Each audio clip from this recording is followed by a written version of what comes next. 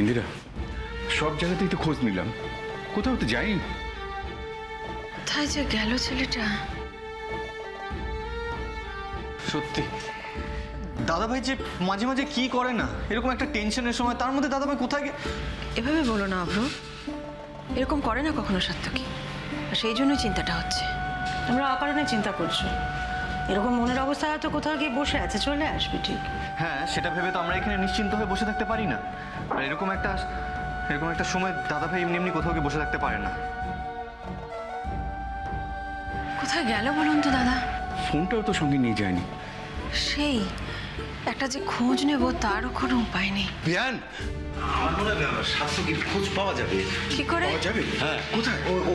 ওইদিকে দুজন পেশেন্ট বলছিল যে সাত্তকী নাকি এখানকার কোনো মন্দিরের ঠিকানা জানতে চাইছিল। আমার মনে হয় সাত্তকী কোনো জন্য পুজো দিতে গেছে। ও, সাত্তকীর ব্যাপারে কথা হচ্ছিল, আপনি শিওর? হ্যাঁ, ঘটনাটা যেটা বললো তাতে তো আমার তাই মনে হচ্ছে। কাউকে কিছু না বলে সাত্তকী মন্দিরে পুজো দিতে যাবে? বেয়ান, এই সময় কারণ মাথা ঠিক থাকে বেয়ান। আচ্ছা, আপনি কি খোঁজ নিয়েছেন মন্দিরটা ঠিক কোথায়? এই তো বেশি দূরে না, সামনেই মন্দির। আচ্ছা, আমি যাই চট করে একবার দেখে আসি। অভ্র, যেও না, হয়তো মন্দিরে গিয়ে এই সময় ও একটু শান্তি পাবে বলে গেছে।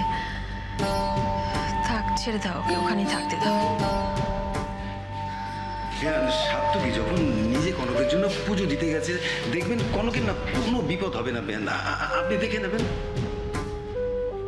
তাই যেন হয় দয়ানন্দ বাবু, রক্ষা করো ঠাকুর। দাও দাও, যত ইচ্ছে তুমি পুজো দাও সাত্তকী। আজ কনকের মঙ্গল স্বয়ং ভগবানও করতে পারবে না।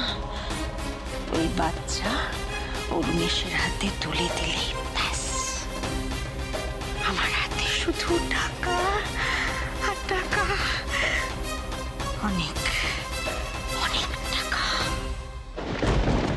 কি করছিলে কি তুমি এখানে? চৌধুরী বাড়ি থেকে এই শিক্ষা নিয়ে এসেছো? প্লিজ আমাকে ছেড়ে দিন, ওর হাতে লাগছে। লাগুক। আরে পেতে অন্যের কথা শুনবার সময় খেয়াল থাকে না? আজ আমি তোমার মজা দেখাচ্ছি, দাঁড়াও। দেবু, দেবু, কিনে বিশেষ করে আমি ইচ্ছে করে করিনি। দেবুদের কথা বলছিল, আমি শুনে ফেলেছি। আচ্ছা বৌদি, কি হয়েছে?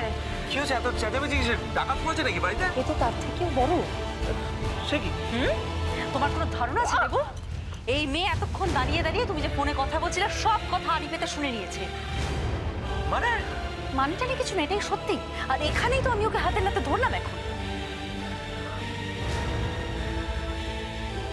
সর্বনাশ!